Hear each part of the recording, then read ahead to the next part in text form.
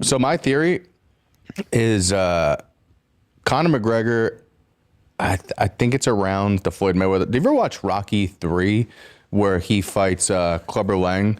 And before that, he has like a robot in his house, and he's fighting. He's training like on the news, and everything's always. He's not training in the dark. Yeah, I think that Conor McGregor around the Floyd Mayweather time became Rocky 3, and just never had an Apollo Creed. Like he needs like a Dustin Poirier to be like, you know what I mean? Well, he did have a Dustin Poirier, and it didn't go so well. Dustin needs to be Apollo Creed that brings him back to humbleness, because like he's never going to be that fighter that he was before. No. Never. Nor can he.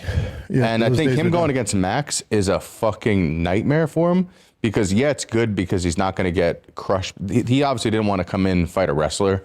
You know, that's not going to be good for him. UFC didn't want that either. And I would say though, that the one place that Conor has a very high fight IQ is boxing. Like he's striking, just, yeah, striking. He really understands distance, and he's just. But I don't know. But the problem is Max is he had power at a lower weight class. Now when you give him Max at 70 is so strong. Damn. And it's going to hit so much harder. Yeah. Well, my thing is kudos to Conor.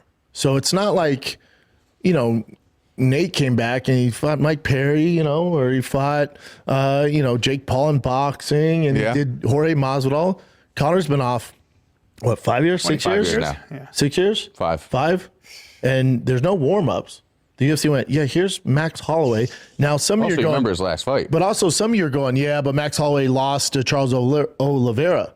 Okay. And he got knocked out by Ilya. Yeah, but okay. Mm-hmm. The very best, and then lost to Charles Oliveira in a grappling competition? That, like, Conor's stepping into that. Mm-hmm. If you don't respect that, you ain't shit. That's wild. I respect the shit out of Conor for coming back, but I do think I think people are expecting the electric Conor McGregor that was unstoppable back in the day. There's a lot of people that are. My thing is, like, what's your expectations? I don't even know if he's going to fight him. I'll believe it when I see it. No, he's fighting him. He is? Guarantee it. Yeah. I won't. It's just what version are you expecting to get? Now, I guarantee you he'll look better than Nate. Conor McGregor's been that dad that keeps on saying he's going to take you to practice, and we've been just sitting on the porch, just smacking our glove, just hoping he's coming. He's taking us for ice cream. Dad, he's coming. He's going to show up. Is that the car? Is that the car?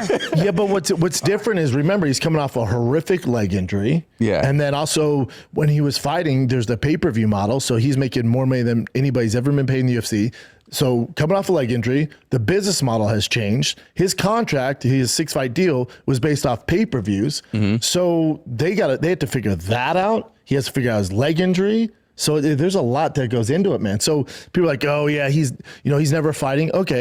Okay, but he also went through a whole legal issue. Mm. His leg fell off, and the business his leg fell off, and the business model has changed. Like he's also not Nate Diaz showing up, and there's a lot. You're talking about the biggest star in combat sports history. There's a lot that goes in to get that guy inside that octagon. Nobody's happier that he's coming back than me. I'm fucking pumped for him to come back. But I'm happy too. But I need to know your expectations, because remember, he doesn't want to fight in about 8 years. I don't expect the Conor McGregor of before. I just don't think that Conor McGregor ever comes back. I'll say this: he's not going to be Conor that fucking beat Aldo, but he's also not going to be in Nate Diaz shape. He's going to be somewhere in the middle.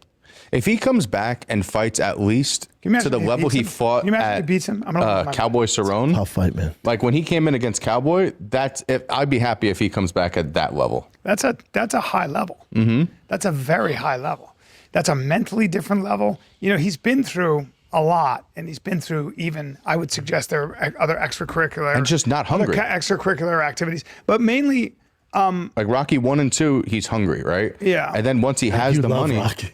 What? I do love Rocky. I'm an Italian American from the East Coast. We love Rocky. Keep bringing up Rocky. That's a fake movie. Fake movie. We're talking about a real fighter here.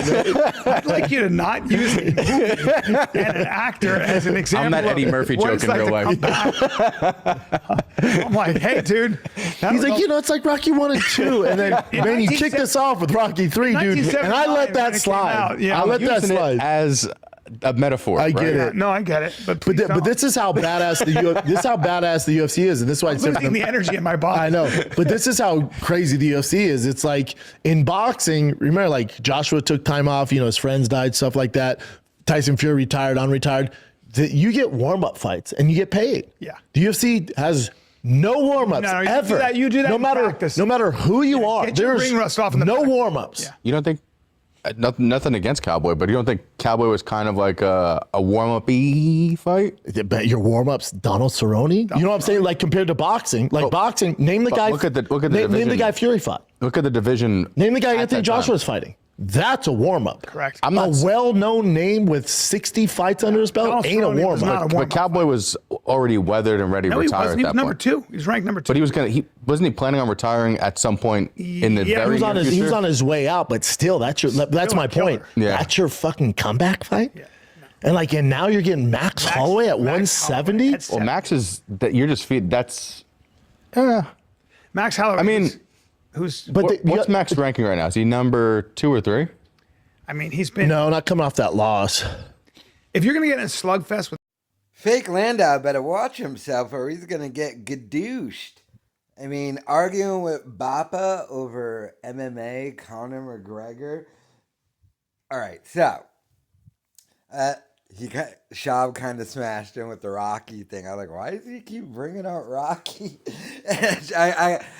You got to give the dummy his due. He kind of got him with that. Like, dude, why do you keep bringing out Rocky? But so Fake Landau is the new co-host Schaub brought on because he can't stand Callan, and he's Callan's opener, which is crazy.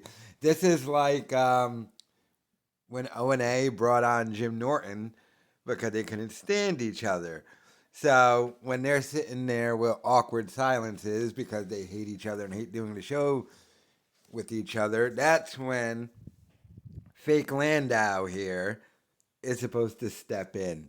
But the problem is, Fake Landau is not funny, nor is he interesting. And he's trying to pretend that he's really short, so people make fun of him for that. But he's not short. He's just a bland white guy, a rich kid who's not that funny and has been doing stand-up his entire adult life because he never had to get a real job because mommy and daddy can pay the rent. So he can be Brian Callen's opener for his whole career and think that doing a podcast in a storage unit in Texas is a career jump, but he is dumb. I mean, the whole reason why this guy was even supposed to be on the show was he was supposed to bring the Fighter and the Kids subreddit stuff to the show so Schaub could lean into it, but that lasted about 10 seconds into one episode, and Schaub did a horrible fake laugh, but Schaub was not having it with this dude. Plus, Chin hates him.